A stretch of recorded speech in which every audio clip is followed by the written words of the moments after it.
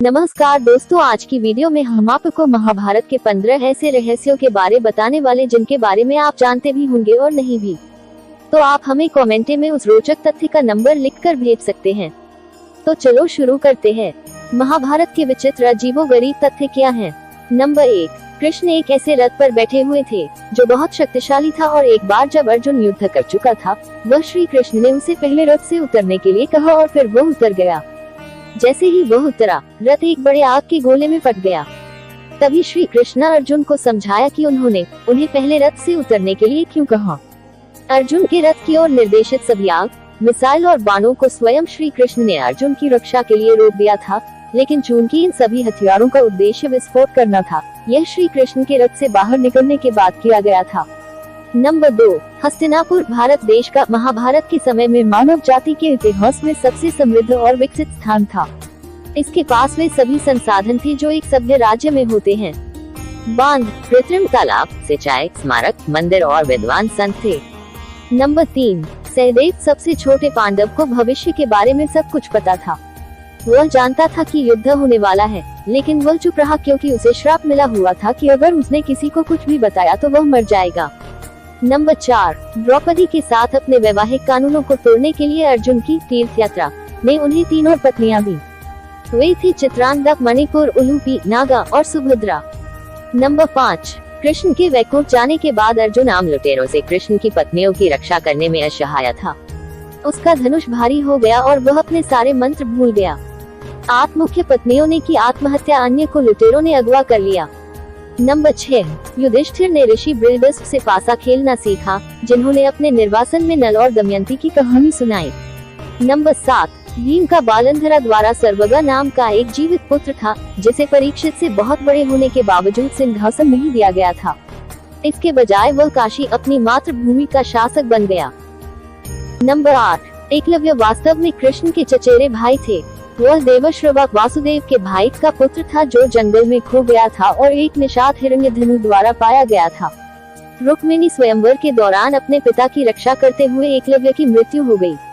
वह कृष्ण द्वारा मारा गया था। गुरु दक्षिणा के अपने महान बलिदान के लिए कृष्ण ने एकलव्य को आशीर्वाद दिया कि वह जल्द ही पुनर्जन्म लेगा और द्रोण से बदला लेगा।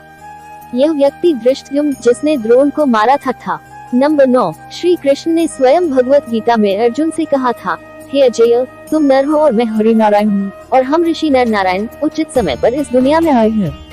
नर नारायण को विष्णु का अंश अवतार माना जाता है। नंबर 10, महाभारत को पंचम वेद या 5वां वेद भी कहा जाता है। नंबर 11, श्री कृष्ण ने अपना वचन तोड़ा। महाभारत के युद्ध में श्री कृष्ण ने वादा किया था कि वह कोई हथियार नहीं उठाएंगे। दूसरी ओर भीष्म पितामह ने दुर्योधन से वादा किया कि वह एक शेर की तरह लड़ेंगे और या तो अर्जुन को मार देंगे या श्री कृष्ण को उनका वादा तोड़वा देंगे। अपने भक्त भीष्म के शब्दों का सम्मान करने के लिए श्री कृष्ण ने अपना वचन तोड़ दिया और भीष्म पितामह को शर्मिंदगी से बचाया। भीष्म पितामह और अर्जुन के बीच तीव्र युद्ध शुरू हुआ, लेकिन अत्यधिक शक्तिशाली होने के बावजूद भी अर्जुन का भीष्म पितामह से कोई मुकाबला नहीं था। अर्जुन जल्द ही असहाय हो गया जब श्री कृष्ण इसे बर्दाश्त नहीं कर सके और तुरंत रथ की लगाम नीचे फेंक दी और युद्ध के मैदान में कूद गए और रथ के पहियों में से एक को उठा लिया और भीष्म पितामह को मारने के लिए दृढ़ संकल्पित हो गए। अर्जुन ने श्री कृष्ण को रोकने की कोशिश की, लेकिन ये सब व्यर्थ था। नंबर 12, विदुर धृतराष्ट्र के मुख्य सलाहकार मांडूक मुनि द्वारा शूद्र समाज में पुरुषों के कम बुद्धिमान वर्ग बनने के श्राप के बाद यमराज के अवतार थे, क्योंकि उन्होंने एक छोटे से कीट को मार डाला था जो दुर्घटना से उन्हें नुकसान नहीं पहुंचा रहा था। नंबर 13, कुछ जगहों से संकेत मिलता है कि विदुर के पास एक रहस्यमय और बहुत शक्तिशाली धनुष था, जो उन्हें स्वयं विष्णु ने उपहार में दिया था। धनुष चलाने वाले को युद्ध में हार का सामना नहीं करना पड़ता था।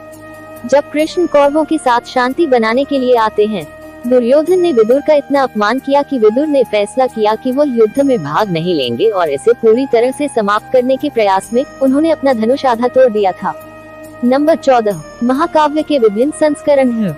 एक संस्करण देवलोक के लिए है। नंबर 15, अमृत मंथन सहित पिछली कई घटनाएं मूल महाभारत का हिस्सा हैं। पूरे महाकाव्य को परीक्षित जन्मेजय द्वारा संचालित सर्प यज्ञ में पिछले रूप में सुनाया गया था। ऐसा कहा जाता है कि सर्प यज्ञ क्यों किया जाना था और यज्ञ के उत्प्रेरक के रूप में कार्य करने वाले सभी लोग कौन थे। तो दोस्तों ये थे महाभारत से जुड़े कुछ रहस्य जो कि आपको पसंद आए होंगे। तो वीडियो को लाइक, शेयर, कमेंट और चैनल पर नए हो तो सब्सक्राइब जरूर करें।